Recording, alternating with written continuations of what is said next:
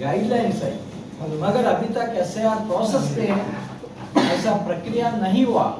ऐसा प्रक्रिया करना जरूर है, क्योंकि पूरा ग्राम सभा को मालूम होगा कौन है वो गांव में वोटर है, कौन है वोटर, कौन है एब्सेंट है, कौन है डेड है, कौन है डुप्लीकेट है, कौन है सस्पिशियस है, सभी मालूम होता। तो इसलिए ये प्रक्रिया ग्राम सभा में करने के लिए हम रिक्वेस्ट किया, दोनों रिक्वेस्ट को सीईओ एक्सेप्ट किया। हम सीईओ को भी थैंक्स कन्वे करना चाहते, पब्लिक का इंटरेस्ट माइंड में रख के सीईओ दोनों रिक्वेस्ट को एक्सेप्ट किया। मैं हमारा सीएलपी लीडर विस्तार रूप से एक हमारा रिप्रेजेंटेशन क्या है सभी आपके सामने रखेंगे, उसके बाद और एक कुछ और बात मैं रखेंगे।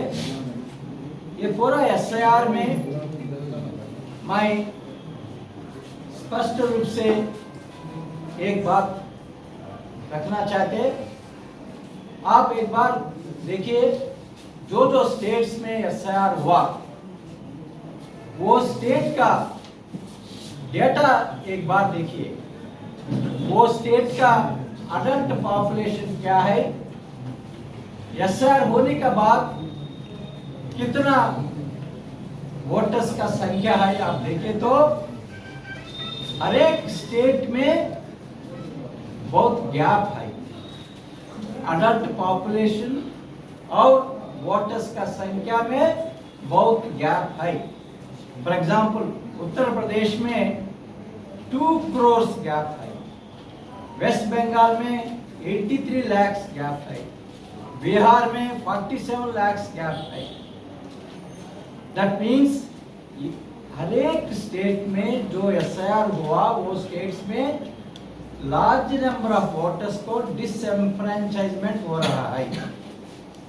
कांग्रेस पार्टी आप सभी को मालूम है, यूनिवर्सल अडल्ट फ्रैंचाइज लाने में कांग्रेस पार्टी संविधान सभा में बहुत कोशिश किया। बाबा साहब अम्बेडकर कांग्रेस पार्टी मिलके यूनिवर्सल अडल्ट फ्रैंचाइज लिया। इसलिए कांग्रेस पार्टी ये मुद्दे पर बहुत फोकस रख रहा है हर एक स्टेट में, क्योंकि हर एक वोटर का वोटिंग राइट प्रोटेक्ट करने हम एक रिस्पॉन्सिबिलिटी तरफ लेते हैं। इसलिए एसआईआर के बारे में हम इतना फोकस दे रहा है। फाइनली मैं आपको बहुत खुशी से ये बात रखना चाहता, 2 ऑब्जेक्टिव्स है, 2 लक्ष्य है। ये लक्ष्य ये है हर एक जेन्युइन वोटर का नाम वोटर लिस्ट में रहना, जो वोटर जेन्युइन है उनका वोटर लिस्ट में हटाना, एक लक्ष्य है। दूसरा लक्ष्य ये है कांग्रेस पार्टी को ये एसआईआर प्रोसेस बहुत महत्वपूर्ण मौका देता है। क्या है मौका? हमारा कांग्रेस का ग्रास रूट वर्कर हर एक वोटर के साथ जाके उनको सहयोग देके उनसे रिश्ता बन सके। ये काम करने के लिए लास्ट 8 मंथ्स में हम ऑर्गेनाइजेशंस को खड़ा किया, न केवल स्टेट स्तर पर नहीं है, जिला स्तर पर, ब्लॉक स्तर पर, ग्राम स्तर पर और बीएलए को अपॉइंट करके ऑर्गेनाइजेशन खड़ा किया। वो ऑर्गेनाइजेशन ग्रास रूट लेवल पर एक्टिवेट करने के लिए ये बहुत अच्छा मौका है। दूसरा समय में हमको ऐसा मौका नहीं मिलता है, हर एक बूथ में हमारे वर्कर्स को भेजने के लिए, हर एक ब्लॉक में हमारा ब्लॉक प्रेसिडेंट्स को भेजने के लिए हमको मौका नहीं मिलता है। इसलिए ये मौका हम इसलिए यूज किया, इसलिए इतना फोकस किया ताकि हमारा कांग्रेस वर्कर्स को हमारा लोगों के बीच में रिश्ता बनेगा और नेक्स्ट 3 इयर्स में वो रिश्ता स्ट्रेंथन करके हम पब्लिक का बीच में काम करने के लिए हम एक प्लेटफॉर्म तैयार करें। इसलिए हम ये मौका इसलिए भी हम यूज किया। अब नाउ सीएलपी लीडर ने हमारा रिप्रेजेंटेशन जो वोट का अधिकार कांग्रेस के नजर में जनता की नज़र में, देश की नज़र में सबसे बड़ा अधिकार है। और जैसा प्रभारी महोदय ने कहा कि देश के आज़ादी के बाद कांग्रेस ने, बाबा साहब ने, पंडित नेहरू ने बड़े संघर्ष करके एक एक व्यक्ति को वोट का अधिकार दिया। अमेरिका जैसा देश जो अपने को शक्तिशाली देश कहता है, दुनिया में अपने आप को विकसित देश कहता है, वो भी आजाद हुआ 1776। उसने सबको वोट का अधिकार नहीं दिया। वहां गोरे काले का विभेद था।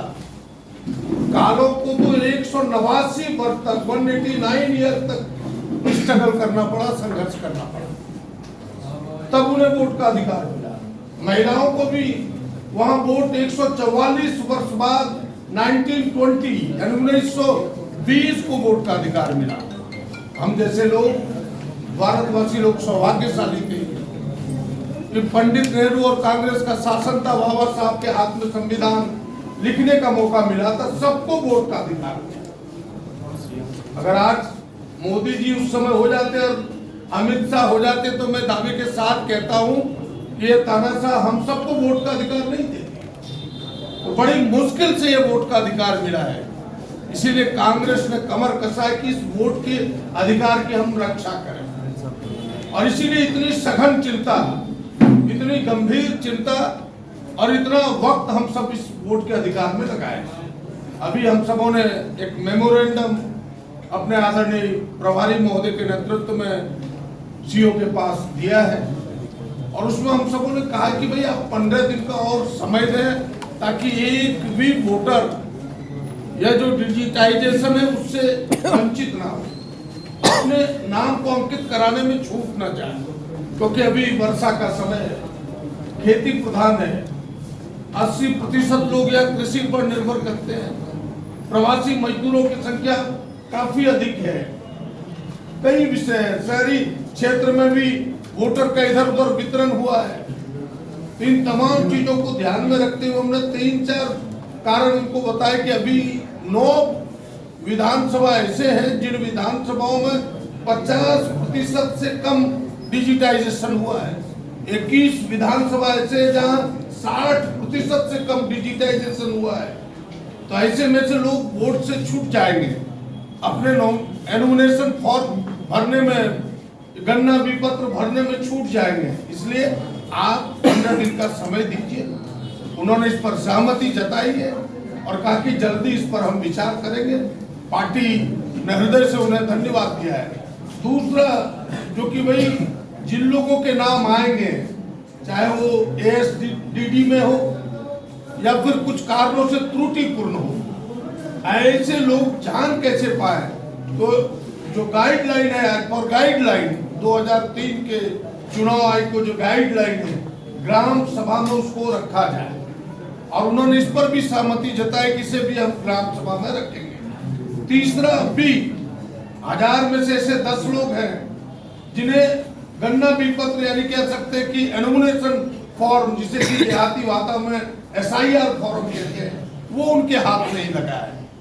उन्होंने कहा कि ये जो ERO है उनके पास उनके सारे लिस्ट है, अगर ऐसे छूटे होंगे तो वो वहां से उन्हें उपलब्ध कराएंगे या डायरेक्शन भी सभी उपायुक्तों को देने का उन्होंने सहमति जताया है। तो जो तमाम चीजें हैं बड़े विस्तार से हम सबों ने उस पर बात की है। सारे विधायक थे, माननीय प्रभारी महोदय थे और सबने मिलकर उनके सामने रखा है।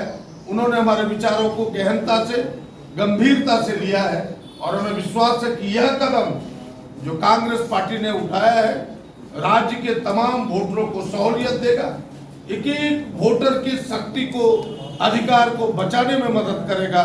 और 15 अगस्त को ग्राम सभा होगा। ये सारे चीज पारदर्शी तरीके से बिल्कुल एक एक लोग एक एक चीजों से वाकिफ हो सकेंगे और यह कदम झारखंड के लिए लाभकारी होगा। यह हम सबका विषय है। आप सबको धन्यवाद। प्रदीप जी, कांग्रेस की तरफ से प्रक्रिया हम यूज करके पूरा कांग्रेस वर्कर्स को फील्ड तक जाने के लिए हम कोशिश किया और जब ड्राफ्ट वोटर लिस्ट पब्लिश होगा, whether that is August 5th or August 20th, depending on the decision, is likely to be in the middle of August. From that point, हमारा Congress missionary Congress workers 300 times page से काम करना पड़ेगा, क्योंकि ये एनुमिनेशन phase है। एनुमिनेशन phase में BLOs का सहयोग मिलेगा और एडमिनिस्ट्रेशन का सहयोग मिलेगा। जब हर एक बूथ में 100, 200, 300 वोटर्स को नोटिस आते हैं, वो नोटिस पर रिस्पॉन्स देने का रिस्पॉन्सिबिलिटी वोटर्स को होता है। इसलिए हमारा वर्कर्स बहुत तेज से बहुत मेहनत रख के हर एक वोटर को सपोर्ट देना पड़ेगा। इसलिए हम ये ड्राफ्ट वोटर लिस्ट पब्लिश होने के बाद हर एक नोटिस को कैसा रेस्पॉन्ड करना, ये सभी चीज़ें पर हम सभी हमारा असेंबली सेक्रेटरीज और वाइस प्रेसिडेंट DCCs और सभी ब्लॉक प्रेसिडेंट अच्छी तरह ट्रेनिंग देके हर एक वोटर्स को हम सपोर्ट करने के लिए हम ऑर्गेनाइजेशन को तैयार कर रहे हैं। एक बात है। दूसरा बात यह है, नेक्स्ट 2-3 इयर्स में हमारा फोकस पब्लिक इश्यूज पर होगा। ऑर्गेनाइजेशन को हम बिल्ड किया, मगर केवल ऑर्गेनाइजेशन से लोगों को फायदा नहीं मिलेगा। ऑर्गेनाइजेशन पब्लिक इश्यूज टेकअप करके पब्लिक का इश्यूज पर काम करना पड़ेगा। इसलिए आपको अगले दिनों में आपको ये नजर आएगा, कांग्रेस पार्टी कुछ इश्यूज लेके काम शुरू करेंगे, कुछ लोक संवाद हम ऑर्गेनाइज करेंगे। हम कुछ इश्यूज लेके ऐसा संवाद हम प्लान करके पब्लिक में ये रिश्ता बनने के लिए कांग्रेस पार्टी तैयार कर रही।